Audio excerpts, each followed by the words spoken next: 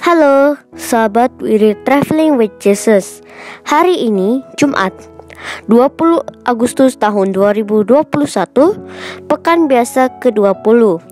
Bacaan dan renungan hari ini akan dibawakan oleh Pak Paulus dan Juan dari Pecatu Bali. Dan kisah orang kudus hari ini akan dibacakan oleh Dei dari Jakarta. Setelah bacaan Injil, marilah kita berdoa bersama-sama dengan Paus Fransiskus untuk pemulihan dunia dari COVID-19. Saya juga mengucapkan happy anniversary untuk papa mama saya. Semoga papa mama saya dilindungi oleh Allah yang Maha Kuasa. Selamat mendengarkan. Bagi sahabat wirid yang mempunyai kesaksian atau pengalaman hidup berjalan bersama Yesus, dapat mengirimkannya melalui audio, video, atau tulisan ke alamat email kami di wiridtravelingwithjesus@gmail.com. Terima kasih. Selamat mendengarkan.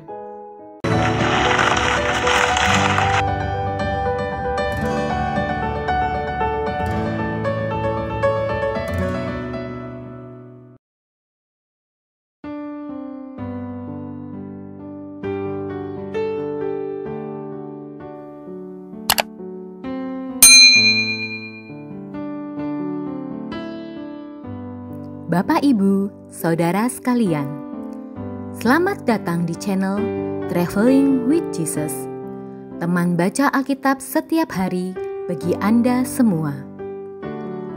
Bacaan kami ambil dari kalender liturgi Katolik. Mulai sekarang, Anda bisa mengakses bacaan yang kami bacakan dalam bahasa Indonesia, Inggris, dan Italia. Bacaan dalam bahasa Indonesia dan Inggris dapat diakses setiap hari Senin sampai dengan Sabtu, dan khusus bahasa Italia hanya pada hari Minggu. Selamat menikmati tayangan kami. Tuhan memberkati.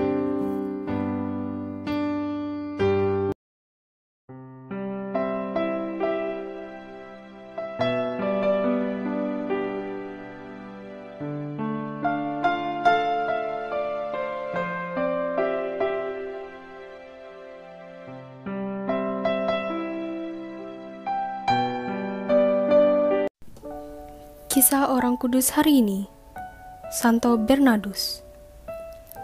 Lahir pada tahun 1090 di kota Dijon, Perancis. Ia berasal dari keluarga bangsawan dan memperoleh pendidikan yang baik. Ia tampan dan cerdas, riang gembira, dan penuh rasa humor.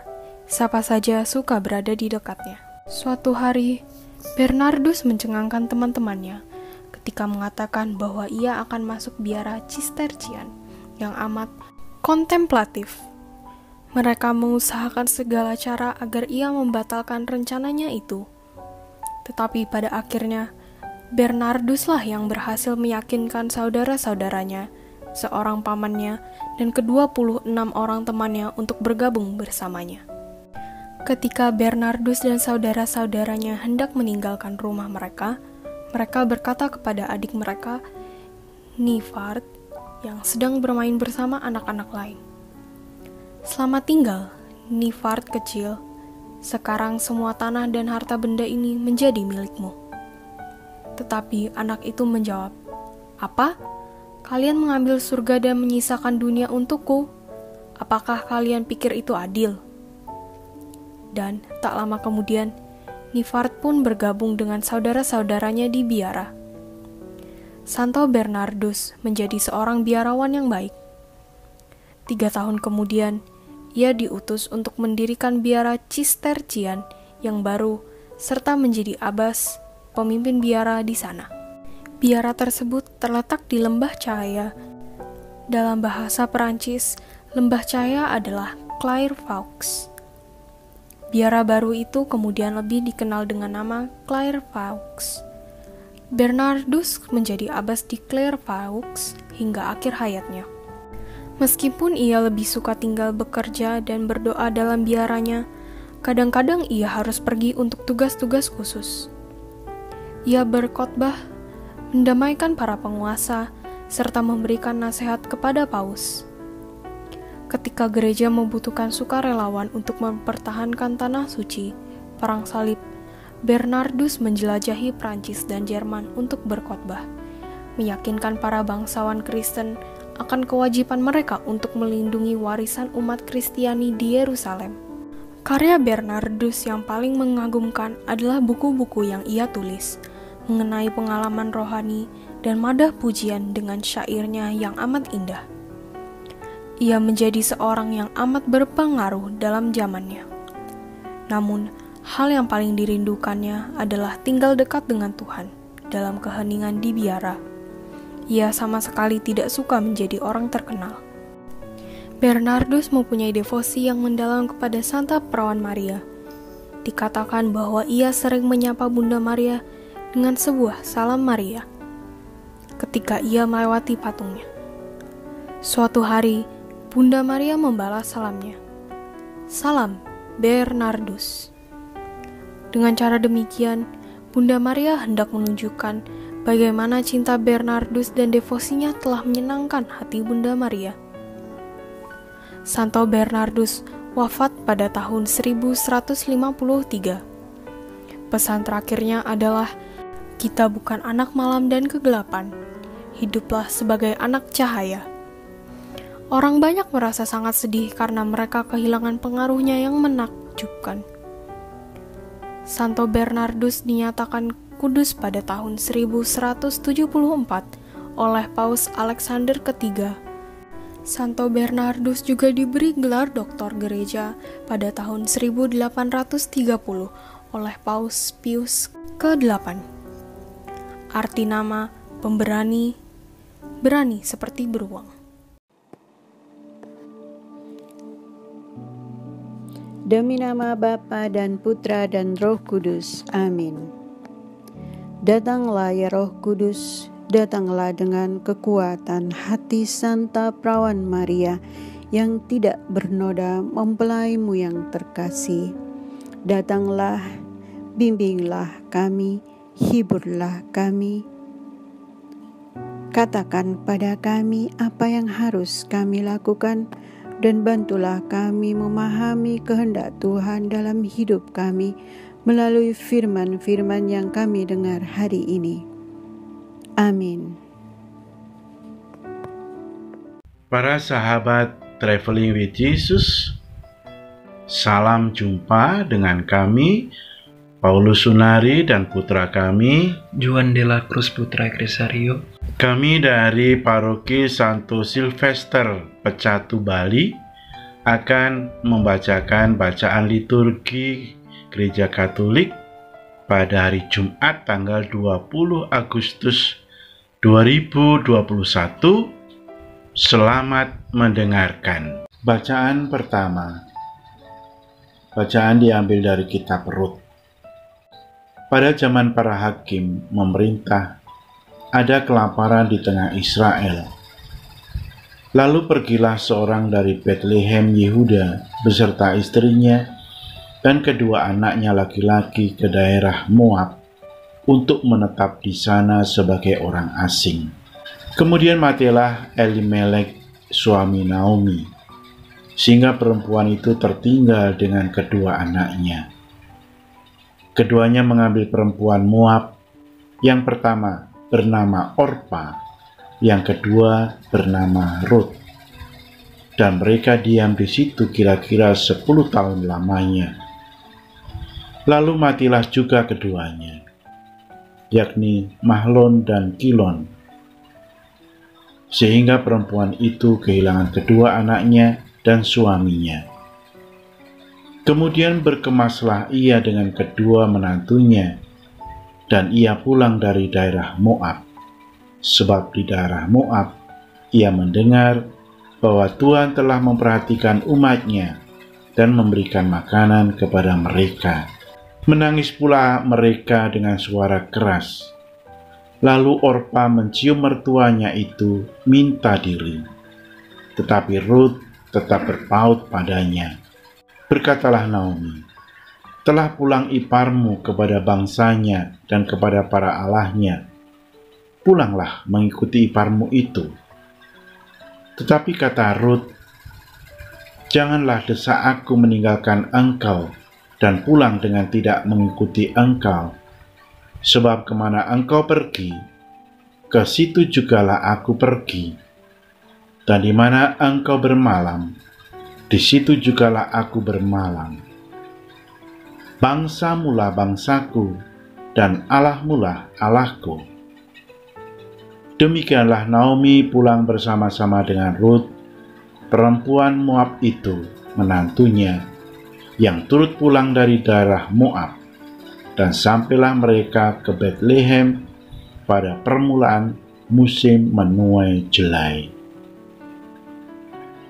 Demikianlah sabda Tuhan. Syukur kepada Allah. Mazmur tanggapan dengan refren, Pujilah Tuhan, hai jiwaku. Refren, Pujilah Tuhan, hai jiwaku. Berbahagialah orang yang mempunyai Allah Yakub sebagai penolong, yang harapannya pada Tuhan Allahnya. Dia yang menjadikan langit dan bumi, laut dan segala isinya, yang tetap setia untuk selama-lamanya. Refren, Pujilah Tuhan, hai jiwaku, yang menegakkan keadilan untuk orang-orang yang diperas, yang memberi roti kepada orang-orang yang lapar. Tuhan membebaskan orang-orang yang terkurung. Refren, Pujilah Tuhan, hai jiwaku. Tuhan membuka mata orang-orang buta. Tuhan menegakkan orang yang tertunduk. Tuhan mengasihi orang-orang benar. Tuhan menjaga orang-orang asing. Refren, Pujilah Tuhan, hai jiwaku. Anak yatim dan janda ditegakkannya kembali, tetapi jalan orang fasik dibengkokkannya. Tuhan itu Raja untuk selama-lamanya. Allahmu ya Sion, turun-temurun. Haleluya. Refren, Pujilah Tuhan, hai jiwaku. Haleluya, haleluya, haleluya, haleluya, haleluya, haleluya, haleluya, haleluya, haleluya, haleluya, haleluya, haleluya. Tunjukkanlah lorongmu kepadaku, ya Tuhan. Bimbinglah aku menurut sabdamu yang benar. Haleluya, haleluya, haleluya, haleluya, haleluya, haleluya. Bacaan Injil. Inilah Injil Yesus Kristus menurut Matius, bab 22 ayat 34 sampai dengan ayat 40. Ketika orang-orang Farisi mendengar bahwa Yesus telah membuat orang-orang Saduki itu bungkam, berkumpullah mereka dan seorang dari mereka, seorang ahli Taurat, bertanya untuk mencobai dia. Guru, hukum manakah yang terutama dalam hukum Taurat? Jawab Yesus kepadanya, Kasihilah Tuhan Allahmu dengan segenap hatimu, dan dengan segenap jiwamu, dan dengan segenap akal budimu. Itulah hukum yang terutama dan yang pertama. Dan hukum yang kedua, yang sama dengan itu ialah, Kasihilah sesamamu manusia seperti dirimu sendiri. Pada kedua hukum inilah tergantung seluruh hukum Taurat dan kitab para nabi. Demikianlah sabda Tuhan. Terpujilah Kristus. Para sahabat Traveling with Jesus yang dikasihi oleh Tuhan, sebelum adanya pandemi COVID-19, orang sering mengatakan bahwa dunia sekarang ini sedang jungkir balik. Dunia sekarang sedang menderita karena sedikit kasih atau tiadanya kasih. Yang lebih memperhatikan tiadanya kasih di dalam rumah, di dalam kehidupan keluarga, Orang tua tidak punya cukup waktu untuk anak-anak, tidak punya waktu untuk diri sendiri, dan tidak cukup waktu untuk menikmati kebersamaan. Orang sibuk dengan pekerjaannya, sibuk dengan bisnisnya, sibuk dengan egonya, sibuk dengan gadgetnya. Yang jauh menjadi dekat, yang dekat menjadi jauh. Situasi yang demikian itu oleh Ibu Teresa disebut sebagai penilaian kasih. Ibu Teresa pernah mengungkapkan, kemiskinan yang terburuk adalah kesepian dan merasa tidak dicintai. Penyakit terbesar saat ini adalah tidak ada perasaan apapun.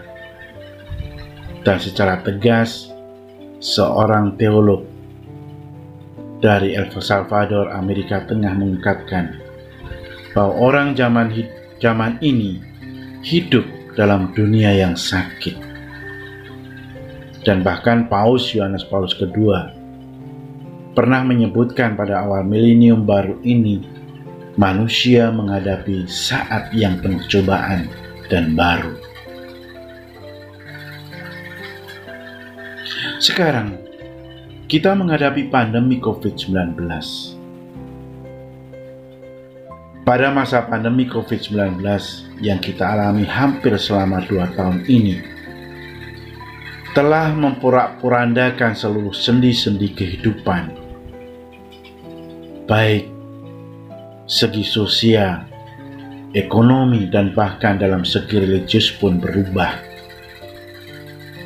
Lalu pertanyaan, pesan apa yang mau disampaikan oleh Tuhan Yesus dalam bacaan Injil hari ini, dalam situasi yang kita hadapi sekarang ini? Para sahabat Traveling with Jesus yang dikasihi oleh Tuhan, dalam Injil, Yesus mengajarkan bahwa hukum yang terutama dan yang pertama adalah kasihilah Tuhan.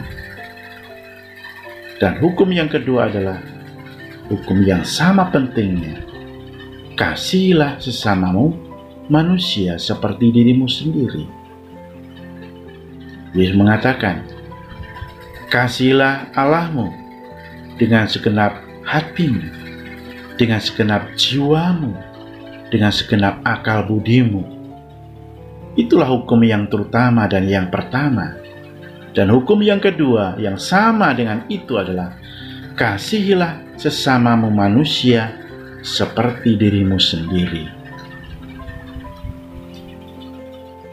Para saudara yang dikasihi Tuhan, ketika Yesus berbicara tentang kasih, Ia sedang berbicara tentang komitmen. Jelas bahwa hukum kasih itulah yang menjadi dasar seluruh tindakan kita sebagai murid Kristus. Ini menjadi komitmen dalam seluruh hidup Kristiani kita. Sekarang kita kembali pada situasi dunia saat ini. Yang dikatakan dunia saat ini sedang sakit karena tiadanya atau adanya sedikit kasih. Disinilah kita diingatkan akan komitmen dari ungkapan iman kita, yaitu melakukan kasih dengan hati, sebagaimana Yesus ajarkan. Pada saat pandemi ini, saat dimana kita berada di rumah bersama keluarga, adalah saat yang tepat melakukan komitmen kasih itu di dalam keluarga. Ingat, penyakit terbesar dalam dunia zaman sekarang ini adalah tidak ada kasih, atau tidak dikasih, atau tidak dipedulikan. Maka saatnya lah sekarang ini kita harus memulai menanamkan kasih itu dalam keluarga kita sendiri. Dan hanya dari situlah kita bisa memperbaiki kesalahan-kesalahan yang lainnya. Dengan keajaran kasih dengan hati, kita diingatkan untuk semakin berani keluar dari diri kita, keluar dari egosentris kita masing-masing, untuk mau terbuka, memberi diri untuk orang lain lewat keberanian untuk menahan diri, untuk sejenak memberikan waktu, tenaga, sumbangsih, pikiran, ide kepada anggota keluarga di rumah. Berani untuk semakin proaktif menjalin komunikasi, sharing dalam keluarga dan antar anggota keluarga tentang banyak hal. Misalnya, tentang makanan kesukaan, tentang hobi, tentang cita-cita, tugas pelajar PJJ, tentang lingkungan rumah, taman dan kebersihan, dan lain-lain. Kita semakin dekat dengan orang tua dan semakin dekat dengan anggota keluarga yang lain. Inilah contoh-contoh cara kita untuk semakin memperdalam rasa mengasihi dalam hidup dan keluarga. Dengan demikian, kita semakin memperkokoh iman dan harapan dalam persekutuan di dalam keluarga itu sendiri. Dan tentu akhirnya ini menjadi berkat satu sama lain. Marilah kita berdoa. Allah Bapa yang Maha Kasih, ajarilah kami hidup menurut Injil ajaran Tuhan Yesus, khususnya ajaran kasih, yaitu hidup rukun, ramah, bijaksana, sederhana, saling menyayangi, saling menghormati, dan saling membantu dengan ikhlas hati di dalam keluarga. Hindarkanlah keluarga kami dari mara bahaya dan malapetaka. Sertailah kami dalam suka dan duka. Tabahkanlah kami bila kami sekeluarga menghadapi masalah-masalah. Bantulah kami agar tetap bersatu padu dan sehati sejiwa. Hindarkan kami dari perpecahan dan percekcokan. Amin.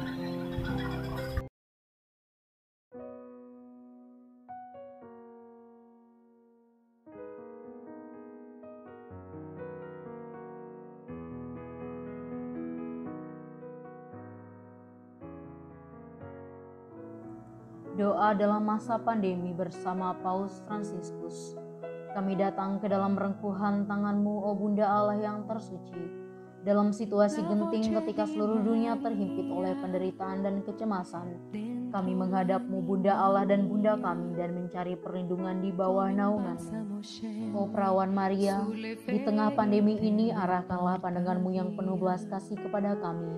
Hiburlah setiap pribadi yang berada di ambang keputusasaan dan sedang meratapi kepergian orang-orang yang mereka cintai, yang terkadang dimakamkan dengan cara yang mendukakan hati. Tinggallah dan teguhkanlah mereka yang memedulikan keadaan orang-orang terkasih yang sedang sakit, namun tidak bisa berada dekat dengan mereka demi mencegah penyebaran virus ini. Penuhilah dengan harapan mereka yang terombang-ambing oleh deru kecemasan pada masa depan dan dampaknya bagi perekonomian serta pekerjaan. Bunda Allah dan Bunda kami, doakanlah kami kepada Allah Bapa yang penuh belas kasih agar masa sulit penuh rasa cemas ini dapat berakhir dan semoga fajar harapan serta ketenangan boleh kembali menyusul. Ya Bunda, seperti yang telah Engkau lakukan di Kana, mohonkanlah kepada Putra Ilahi-Mu rahmat penghiburan bagi keluarga dari yang sakit dan setiap orang yang sedang menderita sakit. Semoga mereka tetap dapat menjaga keyakinan dan kepercayaan yang teguh akan karya penyelamatan. Lindungilah para dokter, perawat, petugas kesehatan, dan para relawan yang berada di depan situasi genting ini dan yang sedang mempertaruhkan hidup mereka guna menyelamatkan banyak orang.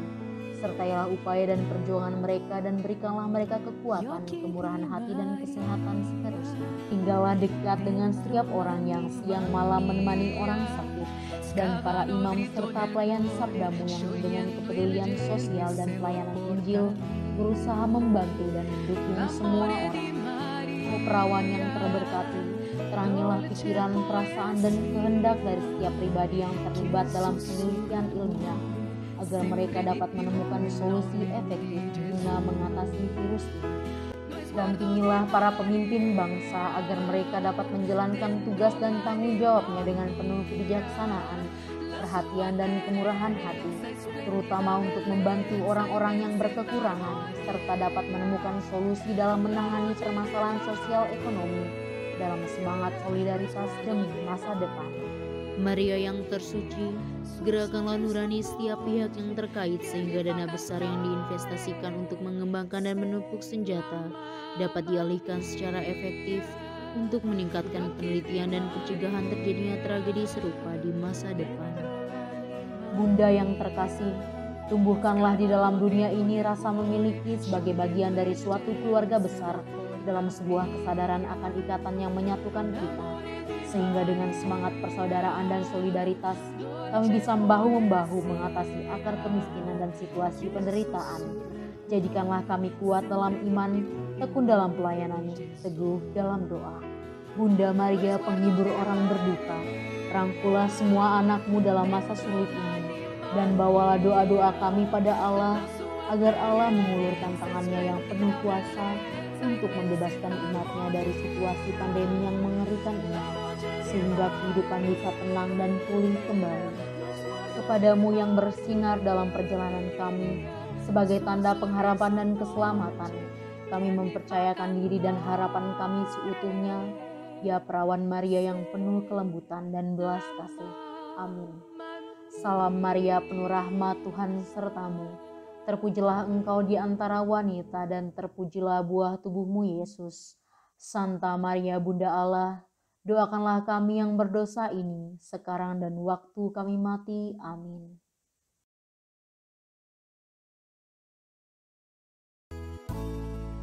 Semoga melalui pengorbanan Yesus di kayu salib dan doa-doa Bunda Maria, kita semua dibebaskan dari kutukan, dipenuhi dengan sukacita, cinta, dan memperoleh berkat Abraham yang Tuhan berkati dalam segala hal, peninggian, kesehatan, kemampuan untuk bertahan dalam penderitaan dan tetap berbuah, kesejahteraan, kemenangan, rendah hati, dan perkenanan Tuhan. Amin. Saudara-saudari, para sahabat We Read Traveling with Jesus, marilah kita memohon berkat Tuhan untuk kita semua. Tuhan sertamu dan sertamu juga. Semoga saudara-saudari, sanak keluargamu, usaha-usaha, pekerjaan-pekerjaan, kesehatan, dan imanmu senantiasa dilindungi dan diberkati oleh Allah yang Maha Kuasa, Bapa, Putra, dan Roh Kudus. Semoga Tuhan selalu menyertai kita. Syukur kepada Allah. Amin.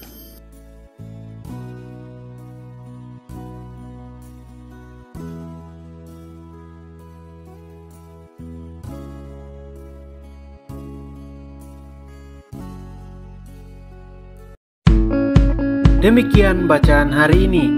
Terima kasih sudah menonton. Jangan lupa subscribe, like kami di Facebook, dan follow kami di Instagram. We Read Traveling with Jesus. Sampai jumpa lagi di video selanjutnya.